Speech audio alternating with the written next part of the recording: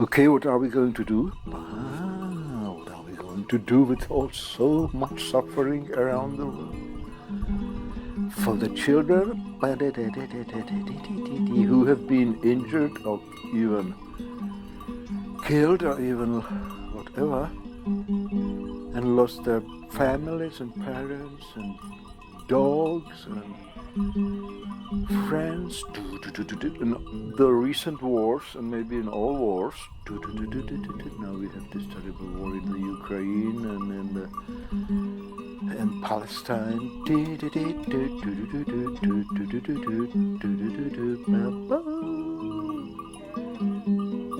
And naturally, a sensitive person cannot just ignore it, yes, but what can we do? When it becomes obvious that the grown-ups, they cannot make it. Because they are lost in the conceptual labyrinth of history, right or wrong, or this religion or that religion, this business or that business, money, personal envy or hate or personal admiration or whatever. It's endless circle, and it does not help.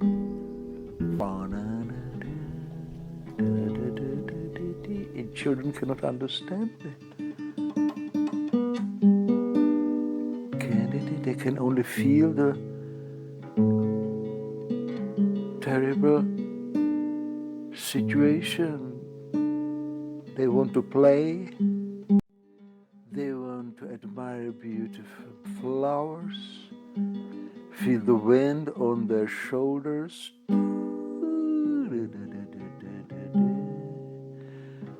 How different is the approach of wise Zen masters who have seen through all the illusions of the ego. They don't want to explain even to themselves what is wrong. On the contrary, they don't want to argue with others. They want to become like children, phenomenally experience this clean, natural, pure state of bliss.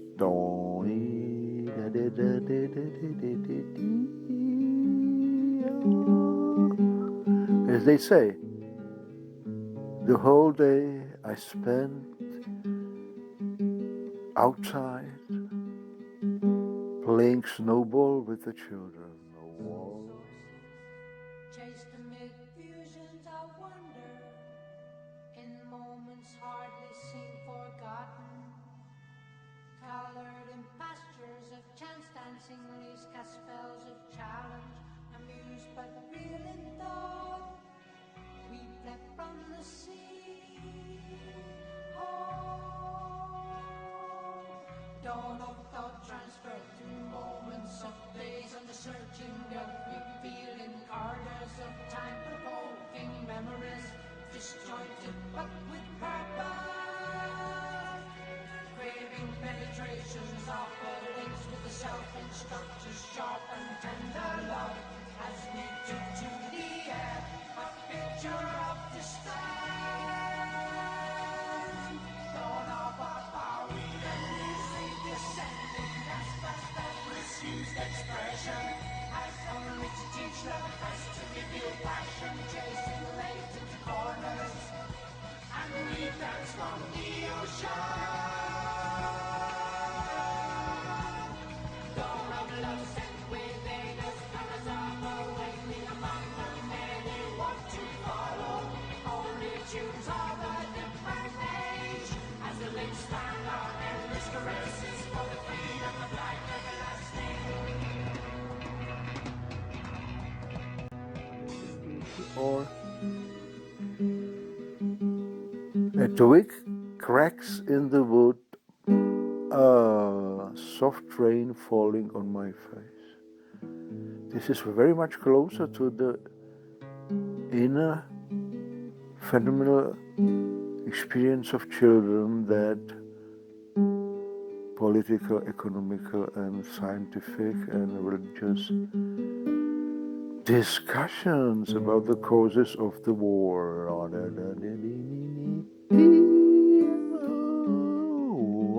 So, and according to biocentric phenomenology and my addition, morphogenetic theory of morphogenesis,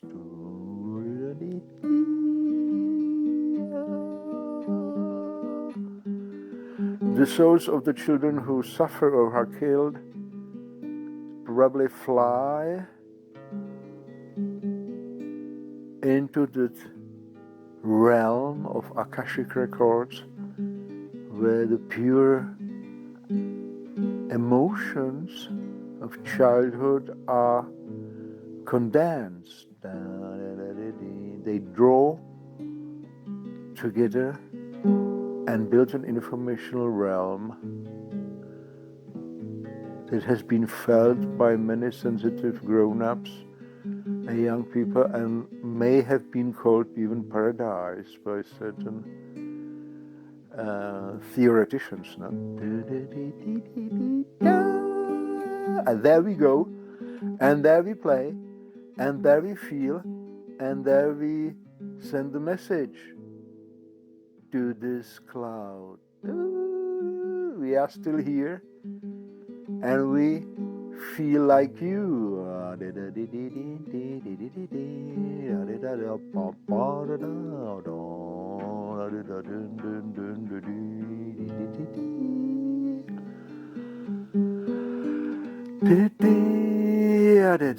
And if instead of quarreling in all the parliaments and governments and military circles and ideological circles and churches and synagogues and mosques and school, if instead of this conceptual labyrinth of ideas, of moral values,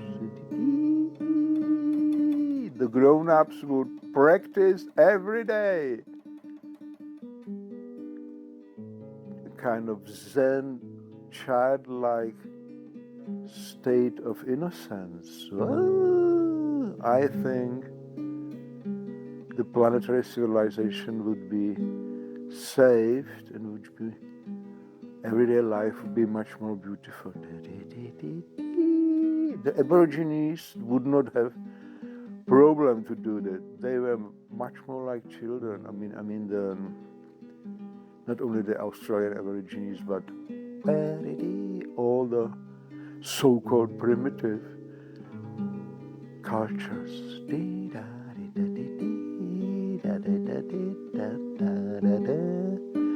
It's only those cultures that have lost themselves in conceptual labyrinths of their ideologies, religions, science, politics, that they've lost the childlike simplicity. And accordingly to that, they look also not nice, because if the soul is the expression, if the body is the expression of the soul, and if the soul is not pure and clear and elastic and does not merge with clouds and rivers and lakes and the sun and all the beautiful animals. Wow! Yesterday I watched Perfect Earth, 2 parts, or some other films of Attenborough, and I always jump over the parts of the films where he, I don't know why, but he likes to portray the fighting of the animals. And then he says it's only one of the 10 or 30 attempts that leads to success, but nevertheless he fills his films with this fighting. It's not good. It should be just simply showing the beauty of the planet. To achieve this admiration for the clouds, for the mountains, for the rivers, for the animals that are young and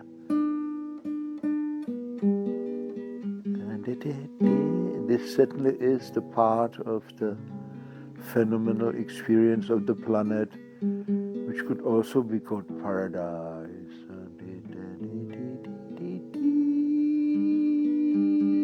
And this is the world we should preserve for children, and it is the world and in the world that we should enter as frequently as we can. It would make our body more elastic and healthy, and our soul more pure. And children would be grateful to us for that. So,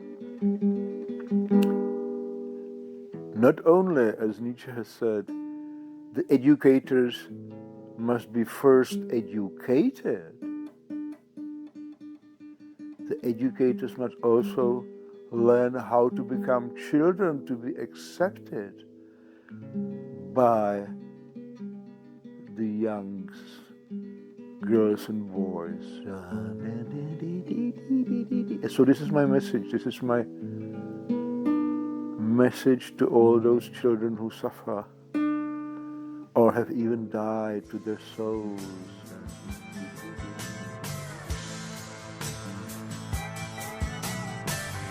No thought of sleep ever dwells upon the wise man's mind.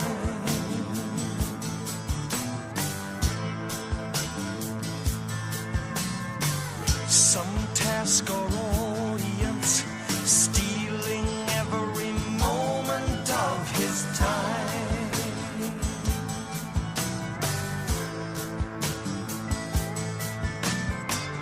Thus we have learned to live while mortal men stand waiting to die.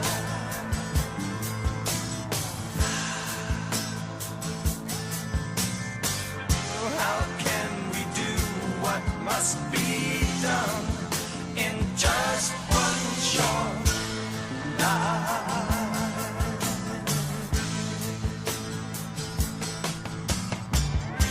And if you ask, then you must know. If you still doubt, you should be told. It was not we that made it so. It was by those who went before.